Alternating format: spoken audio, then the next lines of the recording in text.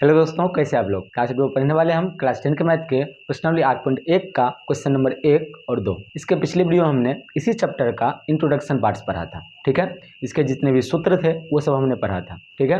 और इसके जितने भी चैप्टर पीछे हैं और इसके पीछे भी जितने चैप्टर हैं वो सारे चैप्टर के प्लेलिस्ट का लिंक आपको डिस्क्रिप्शन में मिल जाएगा, आप वहाँ जाकर के देख सकते हैं। तो चलिए शुरू करते हैं। तो प्रश्नावली 8.1 का क्वेश्चन नंबर 1। पहला क्वेश्चन है कि त्रिभुज ABC में जिसका कोण B समकोण है, AB बराबर 24 सेंटीमीटर और BC बराबर 7 सेंटीमीटर है, तो निम्नलिखित का मान ज्ञात कीजिए। हमारे पास क्वेश्चन दिया हुआ है पहला में कि साइन A cos A, फिर दूसरा में है साइन C cos C। बहुत ही आसान क्वेश्चन है, ठीक है। पहले हमें आज जो भी चीज दिया हुआ वो पहले हम लिख लेते हैं। तो हमारे पास दिया हुआ है कि त्रिभुज ABC है, तो इसके लिए हमें एक समकोण त्रिभुज बनाना पड़ेगा। यहाँ पर हम पहले एक समकोण त्रिभुज बना लेते हैं, ठीक है। इसमें हमें कहा जा रहा है कि ABC त्रिभुज है जिसमें से B समकोण है। तो समकोण है तो समकोण में B को रख लेते हैं, क्योंकि हमारे पास दिया हुआ है कि B जो है वो समकोण है। और बाकी आप A और C को इस प्रकार रख सकते हैं। उसके बाद AB का मान 24 दिया हुआ है, तो AB आ गया हमारे पास 24 सेंटीमीटर। उसके बाद BC 7 सेंटीमीटर दिया हुआ है, ठीक है। तो हमें यहाँ पर सबसे पहले त्रिभुज में ये कर्ण जो है आपका AC, ये सबसे पहले निकालना पड़ेगा, ठीक है। यहाँ पर हम लिख लेंगे कि यदि त्रिभुज ABC में कोण B क्या है, 90 डिग्री का है, और AB है 24 सेंटीमीटर, BC है 7 सेंटीमीटर, तो इसलिए हमें AC निकालना है।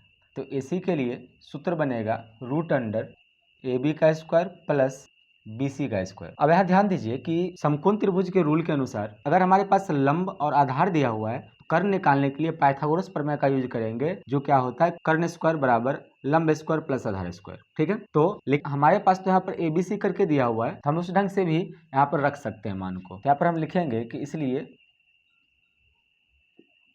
पाइथागोरस प्रमेय से, पाइथागोरस प्रमेय के अनुसार किसी भी समकोण त्रिभुज का जो बड़ी वाली भुजा है कर्ण, उसका स्क्वायर बाकी दोनों भुजा के स्क्वायर के योग के बराबर होता है। तो हमें यहाँ पर AC निकालना है, तो AC का स्क्वायर होता है, तो हम AC बराबर रूट लगा सकते हैं, क्योंकि इसका स्क्वायर आगे चला जाएगा। हमने इससे पिछले वीडियो में ये सब सूत्रों को बहुत अच्छी तरीके से पढ़ा है। तो इसके लिए क्या हो जाएगा, जैसे ये जो है कर्ण है और ये क्या है लंब और ये है आधार। तो हमने कर्ण के लिए सूत्र पढ़ा था कि कर्ण बराबर √ लंब स्क्वायर प्लस आधार स्क्वायर, हमने पिछले वीडियो में पढ़ा था। यहाँ पर कर्ण जो है AC है, इसलिए हमने यहाँ पर रख लिया AC, ठीक है। लंब हमारे पास है AB, तो यहाँ पर रख लेंगे AB का स्क्वायर प्लस आधार जो है वो BC है, तो BC का स्क्वायर, ठीक है। सबका मान रख लीजिए।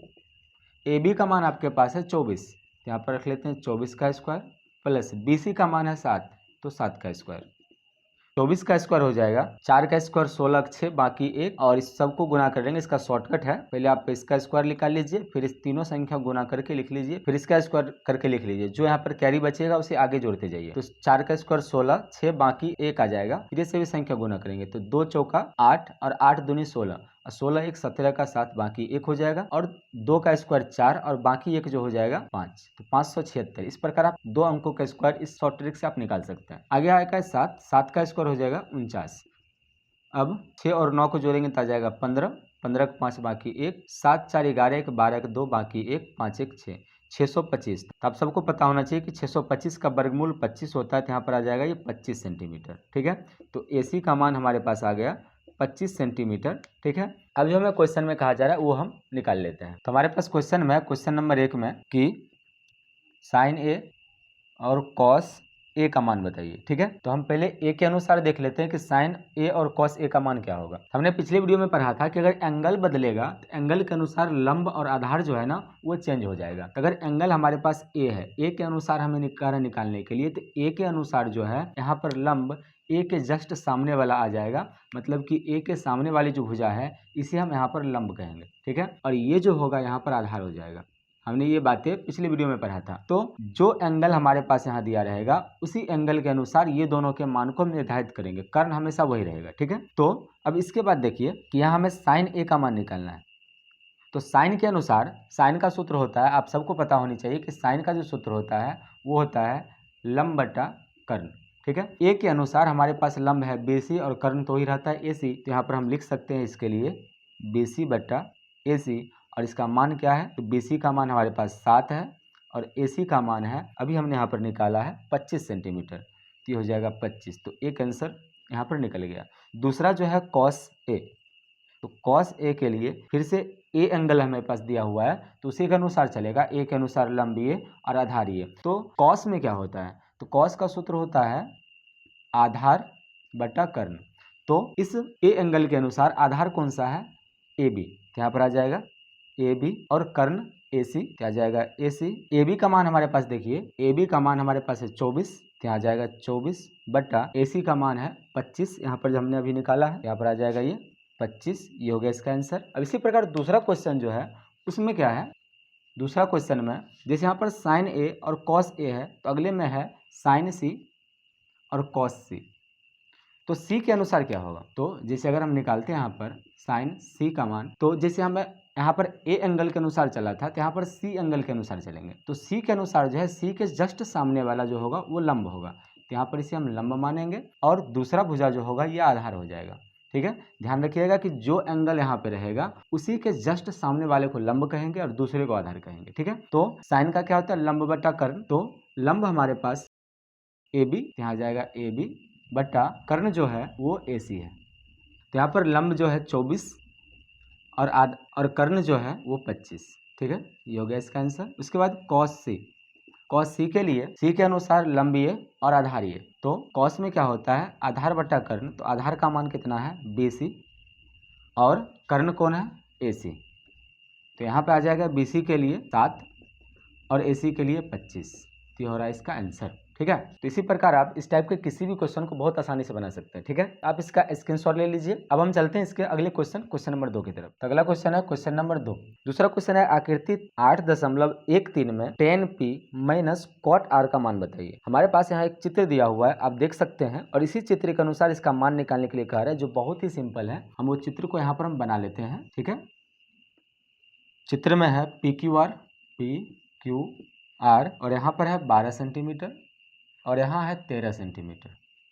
ठीक है, और हमें निकालने के लिए कहा रहा है tan p minus cot r। बहुत ही सिंपल क्वेश्चन है। यहाँ पे आप देखिए कि लंब और कर्ण दिया हुआ है, हमारे पास आधार निकालना होगा। ठीक है, तो Q जो है वो समकोण है, तो पाइथागोरस प्रमेय से फिर से यहाँ पर लगाएंगे हम। ठीक, यहाँ पर लिख लेते हैं कि त्रिभुज PQR में यदि कोण Q जो है वो कितना है 90 डिग्री का है। ठीक है, और PQ का मान है 12 सेंटीमीटर और PR का मान है 13 सेंटीमीटर। ठीक है, सीधा सीधा अगर आप समझते हैं तो पहले ये लंब होगा और ये आधार होगा और ये तो हमेशा कर्ण होता है। ठीक है, तो हमारे पास लंब का मान तो दिया हुआ है, कर्ण का मान तो दिया हुआ है, पर आधार का मान नहीं दिया हुआ है। आधार का सूत्र लगाएंगे। ठीक है, अगर हम पाइथागोरस के रूल के अनुसार बनाते हैं तो यहाँ पे लिख लेंगे, इसलिए पाइथागोरस प्रमेय से, तो पाइथागोरस प्रमेय से यहाँ पर क्या सूत्र होगा कि यहाँ हमारे पास आधार निकालना है। तो हमने पिछले वीडियो में पढ़ा था कि आधार का सूत्र क्या होता है, तो आधार बराबर हो जाएगा √अंडर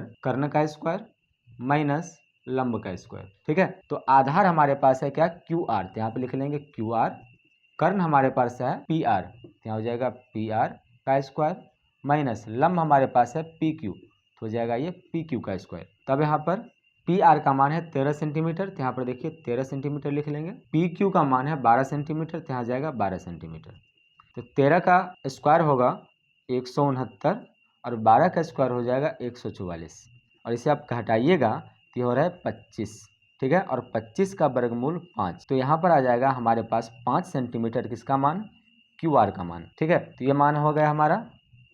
ठीक, अब जो हमें निकालने कह रहा था बहुत ही आसानी से निकाल सकते हैं। यहाँ लिख लेंगे कि इसलिए हमें कह रहा है tan p minus cot r। यहाँ भी बहुत आसान क्वेश्चन है, बहुत ही अच्छा क्वेश्चन है। ठीक है, तो यहाँ भी जो है आपको p और r के अनुसार मान निकालने के लिए कहा रहा है। तो अगर आप p के अनुसार मान निकालते हैं तो p के अनुसार लंब हमारा ये हो जाएगा और आधार ये हो जाएगा। तो सबसे पहले आप देखिए कि tan का मान क्या होता है, तो tan जो होता है आपने पिछले वीडियो में पढ़ा था, tan जो होता है वो होता है लंब बटा आधार। ठीक है, तो p के अनुसार लंब होगा ये QR और आधार होगा PQ।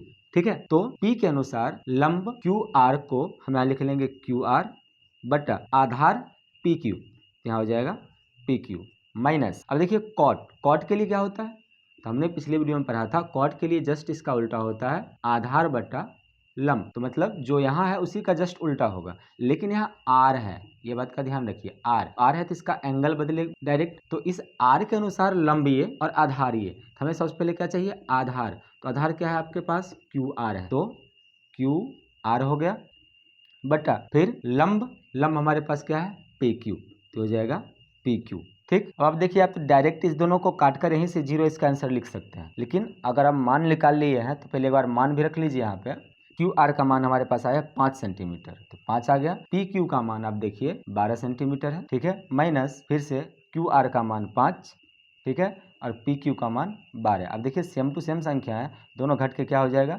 0, तो इसका आंसर हो गया 0। ठीक है, इस प्रकार से आप इस टाइप के किसी भी क्वेश्चन को बहुत आसानी से बना सकते हैं। ठीक है, तो आपको वीडियो कैसा लगा हमें कमेंट में जरूर बताइए। यदि आपको वीडियो पसंद है तो वीडियो को लाइक करें, हमारे चैनल पर नए हैं चैनल को सब्सक्राइब जरूर करें, और आप अपने दोस्त के पास ये वीडियो को शेयर जरूर कीजिए। ठीक है, तब तक के लिए धन्यवाद।